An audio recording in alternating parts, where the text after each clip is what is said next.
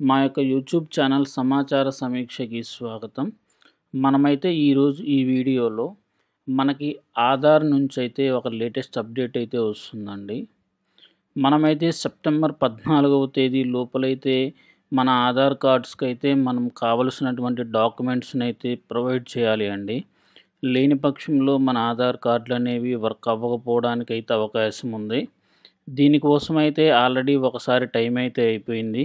మరలా టైంనైతే ఎక్స్టెండ్ చేసి మనకిచ్చారండి. మనం ఎవరమైతే 10 సంవత్సరాల క్రితం ఆధార్ కార్డులు తీసుకొని, ఇప్పటివరకు వాటిని వెరిఫై చేసుకోకుండా అయితే లేదా అప్డేట్ చేసుకోకుండా అయితే ఉన్నామో, వాటిల కోసమైతే ఇప్పుడు మనకి డాక్యుమెంట్స్‌ని అప్‌లోడ్ చేయడానికైతే అవకాశం ఇచ్చారు. మనమైతే మస్ట్ అండ్ షుడ్‌గా చేసుకోవాలండి. దీనికి గాను చివరి తేదీ సెప్టెంబర్ 14వ తేదీ అండి. తర్వాతైతే దీనికి మరలా ఛార్జెస్ విధించే అవకాశం అయితే ఉంది. ఈ లోపుగా అయితే మనం అప్డేట్ చేసుకోవడానికైతే ఉచితంగా అయితే అవకాశం ఇచ్చారండి. మొదట్లో ఇదే విధంగా పాన్ కార్డుకు కూడా ఆధార్ కార్డ్‌ని లింక్ చేసుకోవడానికైతే అవకాశం ఇచ్చారు. కానీ చాలామంది ఆ టైంలో అయితే చేసుకోలేదు. కానీ ఇప్పుడైతే చేసుకోవడానికి గాని ప్రయత్నిస్తున్నట్లయితే దానికి గాను ఒక రూ. 1000నైతే చలానా రూపంలో కట్టవలసొస్తుందండి. మనమైతే లేట్ చేయకుండా ఈ వీడియోలో మనం ఏ ఏ డాక్యుమెంట్స్ అప్‌లోడ్ చేయాలి? ఎలా అప్‌లోడ్ చేయాలి? దీనికి తగ్గ వివరాలేంటి అనేవి వీడియోలో చూద్దాం. ముందుగా అయితే మనం మై ఆధార్ యొక్క వెబ్‌సైట్‌కైతే రావాలి. నేను ఈ యొక్క వెబ్‌సైట్ యూఆర్ఎల్‌ని అయితే మీకు డిస్క్రిప్షన్‌లో ప్రొవైడ్ చేస్తాను. మనం ఇక్కడైతే లాగిన్ అవ్వవలసొస్తుంది. నేను ఇక్కడైతే నా ఆధార్ కార్డ్ నంబర్ నుంచి లాగిన్ అవుతానండి.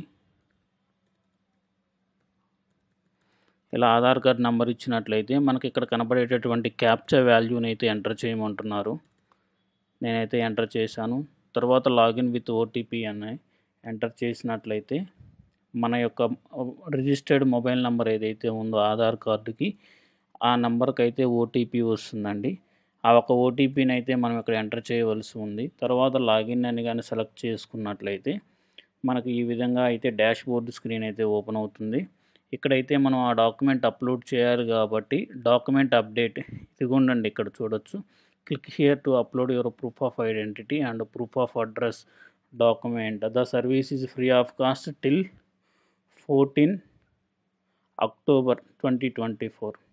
అయితే మనమైతే ఇక్కడ 2 డాక్యుమెంట్స్ అయితే అప్‌లోడ్ చేయాల్సొస్తుందండి. Proof of identity and proof of address 2 documents. చూద్దాం ఎలా చేయాలి అనేది. ఇక్కడ మనం గాని సెలెక్ట్ చేసుకున్నట్లయితే నెక్స్ట్ ఆబ్జెక్టివ్ డాక్యుమెంట్ టైప్ అని దీని గురించి కొన్ని డీటెయిల్స్ అయితే వస్తున్నాయి. నెక్స్ట్ అయితే సెలెక్ట్ చేసుకోవాలి. అంటే మన డాక్యుమెంట్స్‌ని ఎలా అప్‌లోడ్ చేయాలి, ఏంటి అనేది వివరాలు ఇక్కడ ఇచ్చారు. నెక్స్ట్ అని గాని సెలెక్ట్ చేసుకున్నట్లయితే ఇక్కడ మన యొక్క డీటెయిల్స్ వస్తున్నాయండి. Already existing details. ఇవి నా డీటెయిల్స్ అని మన ఇక్కడ కన్ఫర్మేషన్ కోసం ఈ చెక్ బాక్స్ చేసుకున్నట్ని నెక్స్ట్ గాని సెలెక్ట్ చేసుకున్నట్లయితే ఇలా అయితే వస్తుంది అప్‌లోడ్. ఇక్కడైతే please upload proof of identity POI document అయితే అప్‌లోడ్ చేయమంటున్నారు. ప్రూఫ్ ఆఫ్ ఐడెంటిటీ కింద మనం ఏ ఏ డాక్యుమెంట్స్ అప్‌లోడ్ చేస్తే సరిపోతదనే వివరాలను అయితే చూద్దాం. మనం ఇక్కడ చూసినట్లయితే మన యొక్క డ్రైవింగ్ లైసెన్స్ గానీ, పాస్‌పోర్ట్ గానీ, కిసాన్ ఫోటో పాస్‌బుక్ గానీ, అదేవిధంగా మ్యారేజ్ సర్టిఫికేట్ గానీ, లేదు అంటే పాన్ కార్డ్ గానీ, లేదంటే ఏదైనా బ్యాంక్ ఇష్యూ చేసినటువంటి పాస్‌బుక్ గానీ, లేదు అంటే photo ID card with photo issued by the central government ఏదైనా, లేదంటే రేషన్ కార్డ్ గానీ, స్కూల్ లీవింగ్ సర్టిఫికేట్ గానీ, ఏదైనా సరే సర్టిఫికేట్‌ని ఇక్కడ ఇచ్చినటువంటి వాటిలో ఏదైనా అప్‌లోడ్ చేయొచ్చండి. నెక్స్ట్ వచ్చేసి ఇక్కడ please upload proof of identity, proof of address. ఇక్కడైతే మనం అడ్రస్‌కి అయితే అప్‌లోడ్ చేయాలండి. అడ్రస్ కింద ఏమేమి చేయొచ్చంటే గ్యాస్ కనెక్షన్ బిల్ గానీ, పాస్‌పోర్ట్ గానీ, కిసాన్ ఫోటో గానీ, లేదు అంటే పాస్‌బుక్ విత్ ఫోటోగ్రాఫ్ అంటే బ్యాంక్ బుక్ అయినా ఎంటర్ చేయొచ్చు. ఇక్కడ మనకి ఇచ్చినటువంటి డీటెయిల్స్‌లో ఏదైనా ఎంటర్ చేయొచ్చండి. లేదంటే ఓటర్ ఐడెంటిటీ కార్డ్ గానీ, ఏదైనా మనం ఎంటర్ చేయొచ్చు. ఇవి 2 ఎంటర్ చేసి ఈ యొక్క బటన్‌ని మనం సెలెక్ట్ చేసుకొని నెక్స్ట్ అని గాని చూస్ చేసుకున్నట్లయితే మన యొక్క డీటెయిల్స్ అయితే అప్డేట్ అవుతాయండి. Your details have been submitted successfully అని. నెక్స్ట్ అయితే సబ్మిట్ పేజ్ అయితే వస్తుంది. ఈ యొక్క సర్వీస్‌కి అయితే మనం ఎటువంటి ఛార్జ్ అయితే పే చేయాల్సిన అవసరం లేదండి.